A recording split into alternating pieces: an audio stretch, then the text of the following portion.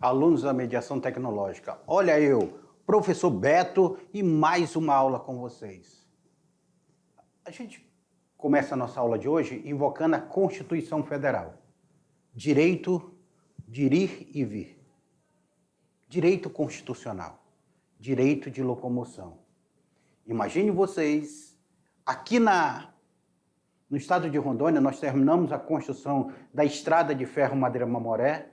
Nós já estávamos sobre a batuta do Aloysio Ferreira, mas nós não tínhamos como sair se não fosse por água.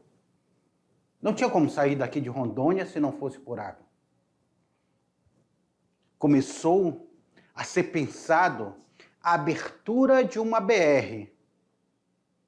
Lembrando que Roquete Pinto, lá em 1919, Roquete Pinto, nas aventuras que ele tem ali, 1915, 19, ali, quando ele vem para cá junto com o Marechal Rondon, que ele vem nas expedições da linha telegráfica, Roquete Pinto, que era diretor do Museu Nacional, ele já falava que eram terras de Rondônia.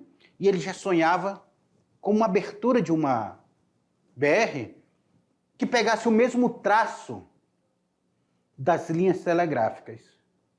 Roquete Pinto já pensava isso aí.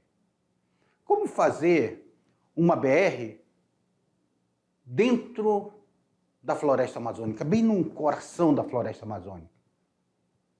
Já tinham sido traçadas as linhas telegráficas. As linhas telegráficas já tinham feito contato com os povos indígenas que viviam.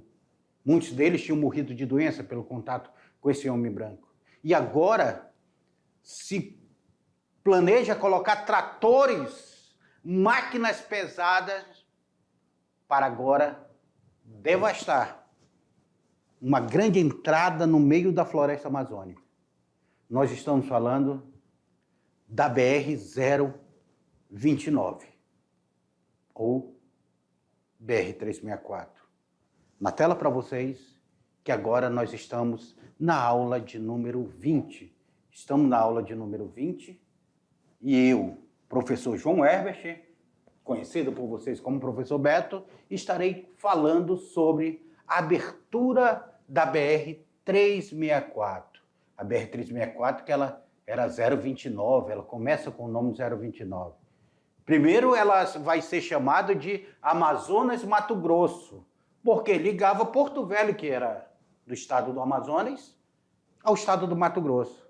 Depois, se pensou na amplitude dela, na ampliação dela, e disse, não, vamos fazer de Brasília até o Acre. Tanto é que a BR-364, ela corta aqui Rondônia e vai para o Acre. E aí vem a chegada do Quinto Beck, que ele vai ter uma participação direta nessa BR. Nós começamos nossa aula analisando esse mapa. Vamos analisar esse mapa. Começa hoje a BR lá em Limeira, lá em São Paulo. São Paulo. Corta São Paulo, passa por um pedaço de Minas Gerais, entra em Goiás, depois nós entramos no Mato Grosso, passamos Rondonópolis, Cuiabá, até chegarmos ao portal do estado de Rondônia, que é o município de Vilhena, a entrada do estado de Rondônia. De Vilhena, nós descemos e passamos por vários municípios até chegarmos em Porto Velho. Nós falamos dos municípios. Do eixo da BR. Só que essa BR depois ela vira uma espinha de peixe.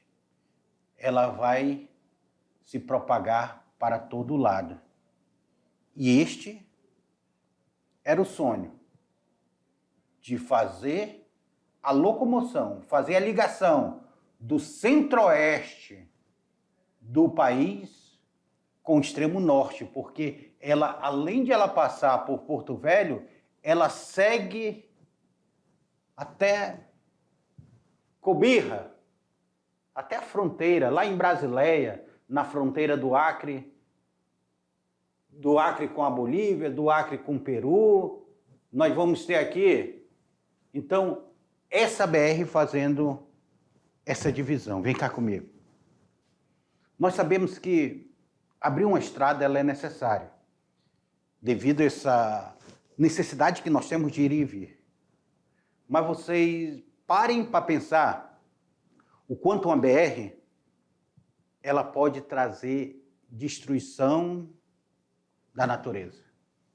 Porque a BR-364, se você pegar os mapas evolutivos da BR-364, você vai ver o que tinha de floresta, depois com a vinda da BR, depois com a espinha de peixe que ela virou, e o que temos hoje de desmatamento dentro da floresta amazônica. Rondônia hoje é um dos estados mais desmatados, porque veio o agronegócio junto com a BR, aí vieram os pastos, aí vieram as grandes lavouras de plantação, e a floresta deu lugar à lavoura. Lavoura esta necessária, principalmente a lavoura do pequeno agricultor, super necessária para nos alimentar. Super necessária. Mas tem as lavouras de grande expansão que elas só servem não para nos alimentar. Ela serve apenas para gerar commodities para vender ao mercado internacional. Como é a soja que é produzida aqui, é vendida para a China. Lá na China, ela vai virar ração para porco. E com isso, a floresta também ela paga o seu preço. Mas a BR-364, ela é uma saga que ela envolve várias pessoas. Começa com Aloysio Ferreira. Era o sonho de Aloysio Ferreira. Aloysio Ferreira, lembrando que Aloysio Ferreira ele foi diretor da Estrada de Ferro Madeira Mamoré e depois se torna o primeiro governador do território federal do Guaporé, isso em 1943. Aloysio Ferreira é uma figura emblemática para nós entendermos esse período. Na tela para vocês. A rodovia imaginária por Roquete Pinto, em 1916, Roquete Pinto já pensava 15, 16, ele teve aqui em 1914, 13, 14 com a expedição Roosevelt-Rondon, tornou-se realidade no governo de Juscelino Kubitschek. E quem governava o território federal do Guaporé era Paulo Nunes Real. Vamos pensar aqui. Lá quando ela se torna realidade. Mas, olha a BR como era. Pessoal. Dias e dias atolados nessa BR as pessoas passavam. Demorava-se 14 dias para chegarmos de Vilhena a Porto Velho, muitas vezes. Era uma saga grandiosa. Aí já o processo de pavimentação, o asfalto, a BR ganhando asfalto. Já é um outro processo aí. A primeira tentativa iniciou com a Aloysio Ferreira, que eu falava para vocês.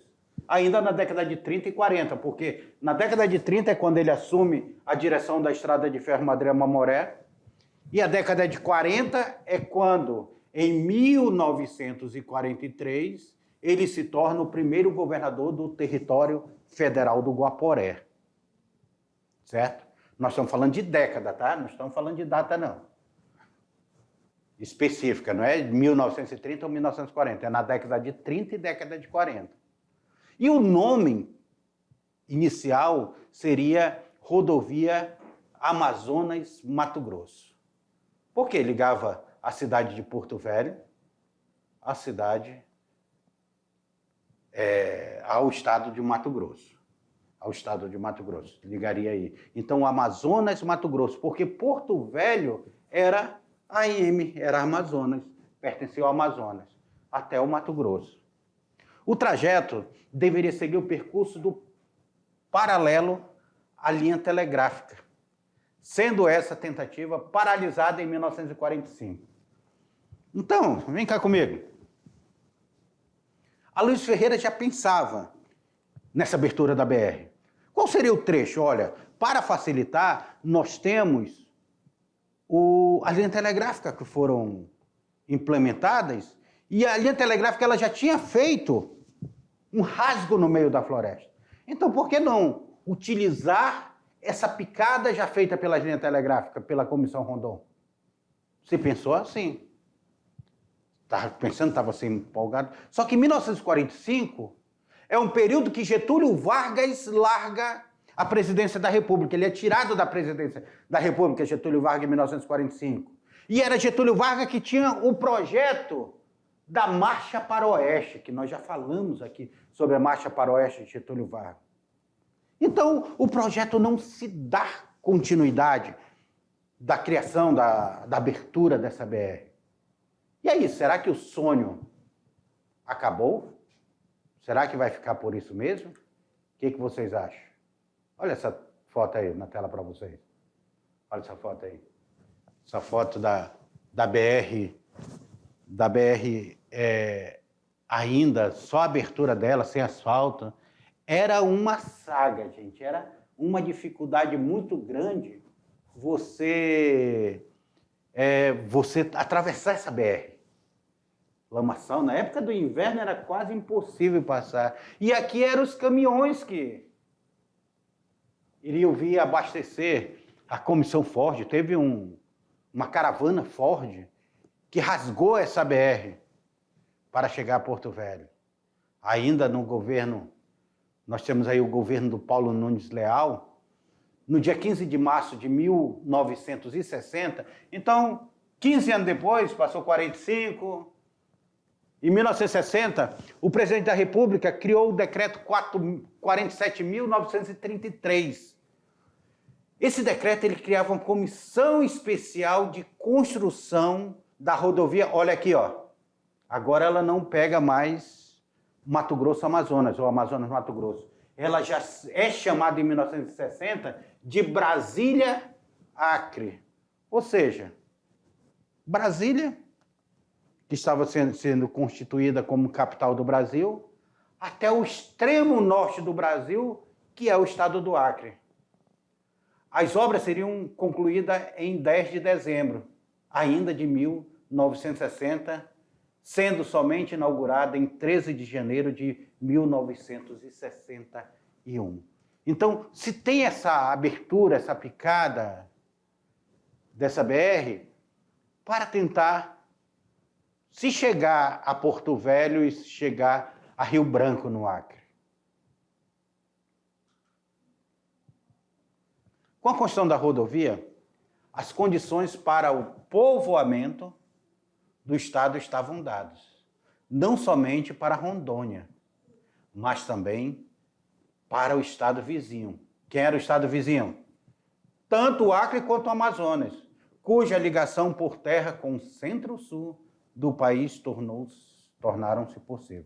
Então, nós estamos falando de 1960. Vamos falar de 1960? Vamos analisar essa data. Vem cá comigo. Em 1943 é criado o Território Federal do Guaporé, certo? Ok, né? É criado em 1943. O Território Federal do Guaporé ele começa a se estruturar. Só que tem o estado vizinho aqui, o Acre, que também é isolado.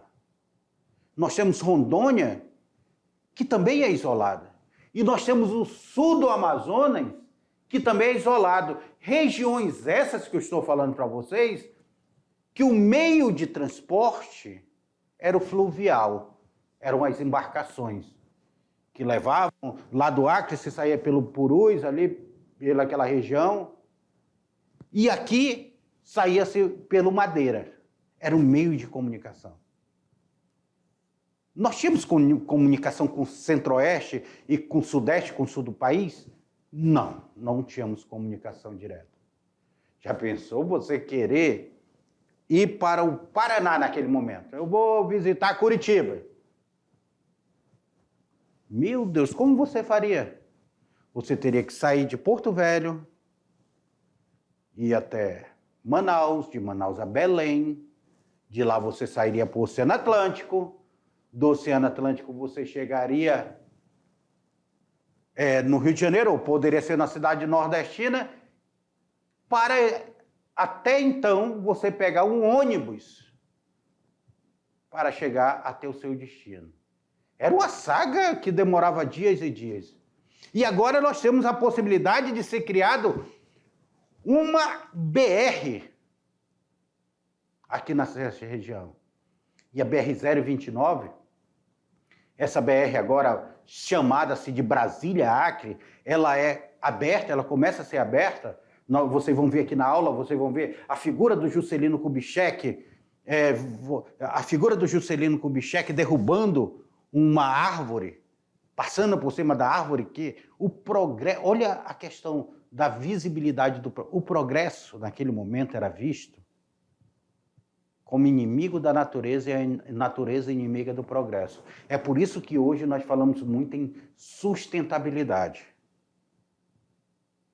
Sustentabilidade. Porque são progressos que ele precisa caminhar junto com a sustentabilidade, para que nós possamos sobreviver enquanto espécie humana por muito tempo aqui na Terra. Então, Rondônia ela começa a se estruturar. Então, em 1960, olha aí, em 60, chegamos em 60, Rondônia ainda era território federal do Guaporé ainda. Aí nós temos a figura do Paulo Nunes Leal, na presidência da República nós temos Juscelino Kubitschek. Juscelino chega e disse, olha, e aí, vamos fazer? Paulo Nunes Leal chega para o Juscelino Kubitschek, vamos fazer? Tu é macho mesmo para fazer? De rapaz, se é possível fazer, vamos fazer. E começam a fazer, abrir a BR.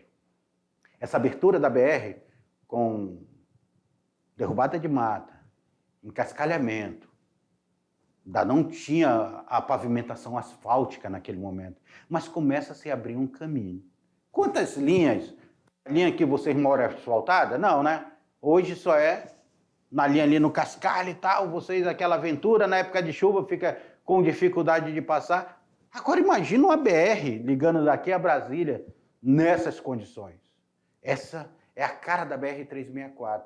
E fora, ela não iria ligar só a Rondônia, ela iria ultrapassar e chegar até o Acre, até o extremo do Acre, na divisa com o Peru e na divisa com a Bolívia. Estão conseguindo imaginar? Estão conseguindo imaginar a aventura que foi isso? Os trabalhadores? O meu pai ele vem trabalhar na linha de frente, mas não dessa BR. Ele vem trabalhar na linha de frente da BR-319, que foi uma BR aberta posteriormente, já no governo militar, a 319, que liga Porto Velho a Manaus. Meu pai trabalhou na picada, na linha de frente dessa BR. Na tela para vocês. Olha aí, ó. O sonho naquele momento era ter uma BR assim. Hoje, qual é o nosso sonho? Hoje, temos a BR, mas nós queremos o quê? A duplicação dessa BR. Nós queremos duplicar essa BR, porque ela está muito perigosa. As ultrapassagens nessas ladeiras são muito perigosas. Então, se quer duplicar. Hoje, o nosso sonho é duplicar essa BR. Recurso foi liberado agora com um PAC, novo PAC. Vamos ver se a gente consegue consolidar a duplicação dessa BR. A construção da BR-364 esteve a cargo da empreiteira Camargo Correia, tá? Porque juntamente com, depois chega o Kitubek, a Camargo Correia, ela vai ser a responsável pela construção da BR. Estendeu dentro do território federal de Rondônia, que depois se torna território federal de Rondônia, era território federal do Guaporé, depois nós já estudamos isso, essa transição, para quando Juscelino Kubitschek vai homenagear Rondônia e passa a ser território federal de Rondônia, no sentido sudoeste-noroeste. Vocês sabiam que esses sentidos aqui, ele tem tudo a ver com o número que inicia a BR? No caso nosso é 364, inicia com 3. Tem outra que inicia com 2, como é a 230. Vocês sabem qual é essa BR-230? Como é que ela é chamada? Sabe o nome dela? Ela é popularmente chamada BR-230? Como é? Transamazônica. É a Transamazônica BR-230. Aí tem aqui a BR-319, que é também conhecida como BR Álvaro Maia.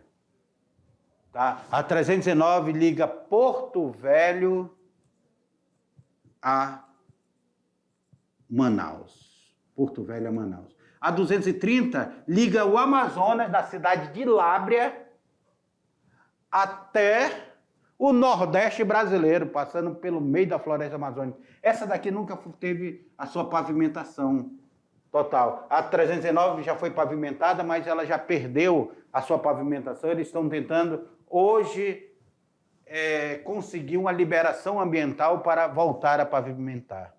Mas a construção da BR-364, ela esteve a cargo da empreiteira Camargo Correia e estendeu-se dentro desse território e rasgou esse território federal do Guaporé.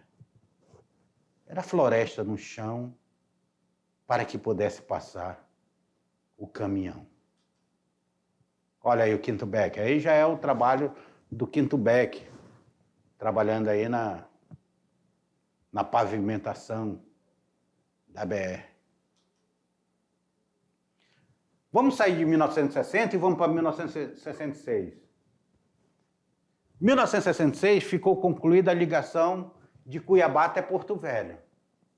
Então já tínhamos aqui a ligação de Cuiabá a Porto Velho. Eu acredito que os pais de vocês andaram nessa BR quando eles vieram para Rondônia, muitos dos pais de vocês, avós de vocês, quando vieram para Rondônia, eles andaram nessa Cuiabá-Porto Velho sem um pingo de asfalto. Pergunta deles. Quando chegar em casa, a aventura, se eles andaram nessa BR quando não era asfaltada. E através do trabalho realizado pelo Quinto Beck, que era o Batalhão de Engenharia e Construção, por isso que é Beck, tá? Batalhão de Engenharia e Construção. É uma vertente do Exército, que ele trabalha com engenharia e construção. Foi incumbido pelo governo militar de concluir a construção da rodovia Brasília-Acre, de mantê-la em condições trafegáveis e extinguir a lendária Estrada de Ferro Madeira Mamoré, considerado obsoleto. Aí é um porém. Aí entra um porém. A Estrada de Ferro Madeira Mamoré, o Quinto Beck, ele chega aqui em Rondônia e ele olha para a Estrada de Ferro e disse, não, nós vamos estar já abrindo uma BR que vai passar por Acre, que vai até Guajará-Mirim, depois a outra BR. Para quê? Nós queremos a Estrada de Ferro Madeira Mamoré. A Estrada de Ferro Madeira Mamoré já não dava mais lucro, não dava. Tanto é que o Quinto Beck vai, até que chega em 1972, eles vão extinguir a Estrada de Ferro. A Estrada de Ferro ela vai ser sucateada. Vocês sabiam que ela já estava quase tudo preparada para os ferros serem vendidos tudo para a siderúrgica de Volta Redonda, como sucata. A sorte que chega Jorge Teixeira de Oliveira, aqui, o nosso primeiro governador do estado de Rondônia, e o último governador do território, o Jorge Teixeira, que foi a aula que o professor Ludismar falou com vocês. O Jorge Teixeira, ele chega e aí ele disse, não, vamos preservar a Estrada de Ferro, vamos abrir para fins turísticos a Estrada de Ferro. E aí nós não fomos totalmente sucateados, senão seria sucateado vendido como sucata. Sabe latinha amassada que a gente vende? Assim, seria vendido pelo Beck a Estrada de Ferro Madeira Mamoré. Tanto é que várias locomotivas elas foram jogadas, que elas estavam abandonadas ao longo do caminho, elas foram jogadas dentro do Rio Madeira. Depois elas foram recuperadas e hoje elas têm algumas ali onde nós chamamos de cemitério das locomotivas, em frente ao cemitério da Candelária. Um dia, quando vocês vierem aqui em Porto Velho, eu vou levar vocês lá, dentro do cemitério das locomotivas. Vão querer ir? Ah, coragem, coragem. Na tela aí para vocês. Na tela aí. Olha aí. A saga da BR. A chegada do Quinto Beck trouxe visíveis transformações para o território e para a cidade de Porto Velho. Dentre essas medidas, destaca-se o despejo dos moradores do bairro Baixa da União e a criação do bairro Liberdade. Tá comigo? Vocês conhecem aqui Porto Velho? Quem aí conhece Porto Velho aí? nossa capital. Aqui em Porto Velho, ali próximo do Rio Madeira, tem um bairro que era chamado Baixa da União. E ali era onde alagava. Ali próximo do Triângulo, alagava muito. Então o Quinto Beck, ele vai desapropriar aquele pessoal dali do Baixa da União, e neste mesmo momento é criado o bairro Liberdade. Para quem conhece Porto Velho, o bairro Liberdade, ele fica aqui à margem da Avenida Jorge Teixeira, governador Jorge Teixeira. A Jorge Teixeira é que liga ao aeroporto. Então nós temos ali o bairro da Liberdade, que ele é criado justamente para retirar as pessoas que estavam lá na Baixa da União em situação precária, que era alagação, era palafitos que moravam. Só que tirou aqueles moradores, apareceram outros moradores e ocuparam, e ao longo da história é tirado e ocupado, tirado e ocupado. Foi feito, em alguns anos atrás, foram feitos prédios aqui para novamente tirar, inclusive eu participei dessa desocupação, para tirar essas pessoas para colocarem em apartamentos. Elas foram, mas algumas resistiram, não saíram, outras foram, mas voltaram também, e constrói casas irregulares com perigo de alagação, perigo de desmoronamento e tudo. É complicado. E o Beck, quando ele chega aqui, o Quinto Beck ele vai trabalhar muito nessa questão das rodovias. Vão trabalhar junto com as empreiteiras, não era só o Quinto Beck. Eles faziam convênio com as empreiteiras pegavam um trecho, eles pegavam outro. Nós temos o Quinto Beck, temos o Sexto Beck, temos o Oitavo Beck aqui da região, nós temos de Manaus, do Acre, aqui de Rondônia, que eles trabalhavam muito nessas aberturas de BR. E eles vão estar bem presentes na abertura de BR. Olha, volta aí na tela para vocês. Aí nós estamos vendo aí, ó, um comboio. Daí vocês acham essa matéria no Gente de Opinião. Está aqui o endereço para vocês, tá? Que era a caravana Ford. A caravana que ela vai rasgar a BR-364, numa grande aventura. Vários caminhões Ford aí. Só Jeep, veraneio, olha aí. Olha aí onde se alagava. Como vencer a alagação? Os caras tiravam madeira e empilhavam no chão para fazer verdadeiros tapetes em cima da lama, para os carros passarem. Olha a aventura. Aventura. Nova vida. Aventura aí da...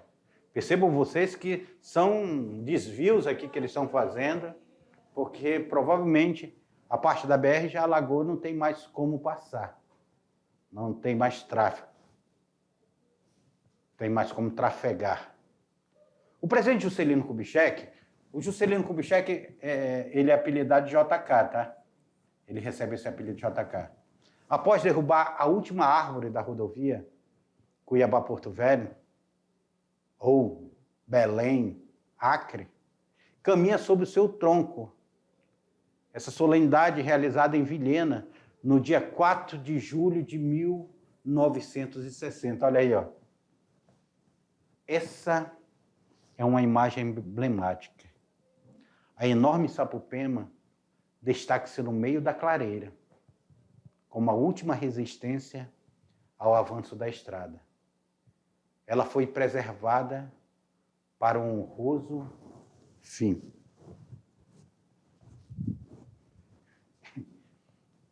Essa foto aí de Manuel Rodrigues Ferreira, e essa frase aqui do jornalista da época, ele coloca preservada para um honroso fim. Que honroso fim teve essa. Aí eu lembro da música do Caprichoso, lá se vai a Sapupema,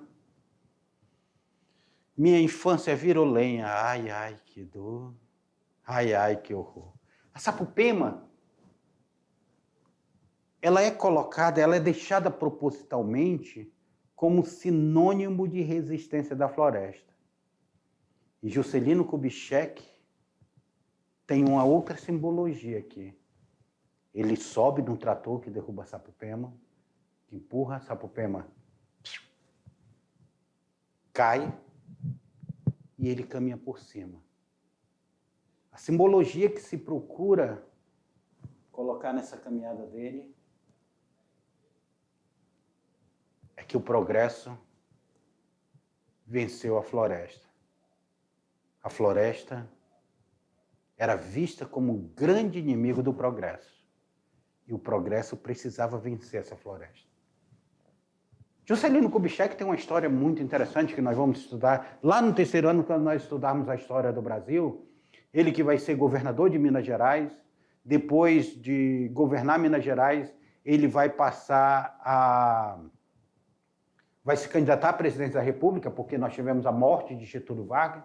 Getúlio Vargas, que nós estudamos muito Getúlio Vargas, Getúlio Vargas em 1954, já no último mandato dele, que ele teve de forma democrática, olha aí, que Getúlio Vargas é tirado em 45, mas ele volta logo que acaba o governo do Eurico Gaspar Dutra, ele volta de forma eleita pelo povo.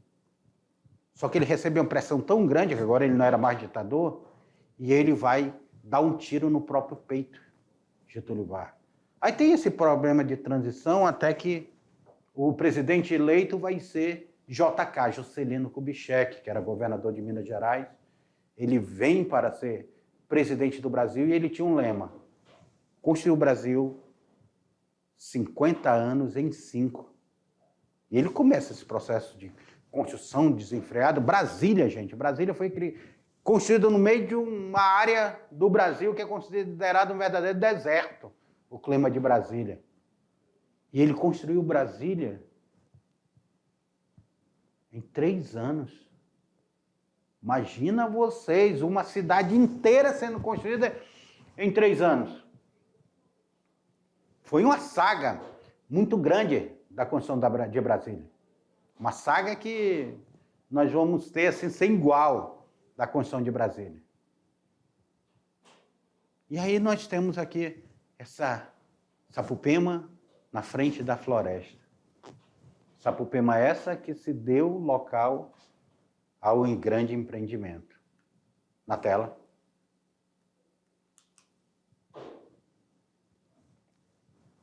No meio do progresso havia uma árvore. Escolheram-na para que caísse de pé, como uma espécie de Bastilha em plena floresta amazônica. E baqueasse ao impacto do trator presidencial. Erigiram-na como marco histórico que assinalava o fim do desmatamento de um trecho mais difícil e inacessível da BR Acre-Brasília. Manuel Rodrigues Ferreira. Olha aqui, o presidente Juscelino em cima do trator que derruba Sapopema, que leva ela ao chão. O trabalho de manutenção para garantir o abastecimento da cidade, do território durante a década de 60 e 70, foi importante. Notável também foi o trabalho desenvolvido pelo Quinto Beck para a construção do trecho rodoviário que ligasse Porto Velho até Guajará-Mirim. Com isso, essa ligação de Porto Velho a Guajará-Mirim é que vai ser a assinatura da certidão de óbito da estrada de ferro Madeira-Mamoré, quando se abre Porto Velho a Guajará-Mirim. E aí nós temos o progresso, começa um processo de colonização. Na década de 70, depois, além da BR-364, começar a ser aberto a Transamazônica, que é a BR-230, que eu vou falar para vocês, a BR-319, nós tínhamos aí a Perimetral Norte, lá a Calha Norte, que seria aberta, se buscava, porque o governo militar ele tinha um lema naquele momento, era integrar para não entregar. Que ele achava que tinha que integrar a Amazônia toda para não entregar ela para os estrangeiros. E ele começa um processo de colonização fortíssimo dentro dessa BR. Processo de colonização bem acentuado dentro dessa BR. Na tela.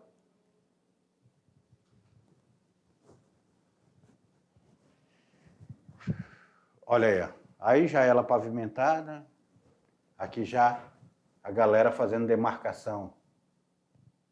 Demarcação. Linha contínua, tá? Só vamos fazer aqui a educação para... Linha contínua, quem está aqui nessa direção não pode ultrapassar. Só quem vem daqui na linha pontilhada que pode ultrapassar. Tá? Não esqueça disso, alunos. Não esqueça disso. Olha aí, o Exército trabalhando também. A pavimentação da BR-364 foi obra tanto do Quinto Becker quanto da empresa Andrade Gutierrez. Agora nós não temos mais a... Agora a empresa, a empreiteira é Andrade Gutierrez, sendo assinado mais de 14 contratos com essa empresa. Então agora, foi aí nesse período que essas empreiteiras enriqueceram. Camargo Correia, Andrade Gutierrez, a Queiroz Galvão, me foge o nome das outras aqui, que são grandes empreiteiras, elas se enriquecem no governo militar. O governo militar foi uma maravilha para elas, porque estava em plena abertura da BR e nós tínhamos essas empresas nacionais desenvolvendo. E eram empresas nacionais que pegavam com mão de obra nacional. Infelizmente, grande parte dessas empresas nacionais, elas se quebraram. Se quebraram naquela operação que teve, a Lava Jato e todas essas empresas, a maioria, que começou no governo militar, depois se quebraram. Tiveram que fechar suas portas. Na tela para vocês. As obras foram concluídas em 1984, durante o governo do Coronel Jorge Teixeira. Em 84 já era o Coronel Jorge Teixeira. A pavimentação ela é concluída nesse período. E sob a presidência do general João Batista Figueiredo. Tá? João Batista Figueiredo. Então, aqui é uma foto mais recente de trechos que hoje, quando passa por dentro das cidades, já se estão fazendo o trecho chamado de marginais, que vão à margem da BR, para que o fluxo não fique só dentro da BR. Quer ver? Coloque aí na tela aí para vocês. Coloque na tela para vocês observarem bem. Tá? Então, aqui nós temos uma duplicação. Aqui é uma duplicação. E aqui é a construção de marginais, para que seja desviado o trecho. E aqui, ó, passando em cima, nós temos os fios das hidrelétricas que são interligados a todo o Brasil. Todo o Brasil. Bem, esse foi um pouco da história da BR-364. E a nossa aula, ela fica por aqui, trazendo um pouco desse entendimento para vocês da BR-364. Espero que vocês tenham gostado da aula de hoje. Mas daqui a pouquinho eu volto para fazer a revisão com vocês e nós possamos fazer aquela atividade. Vamos lá?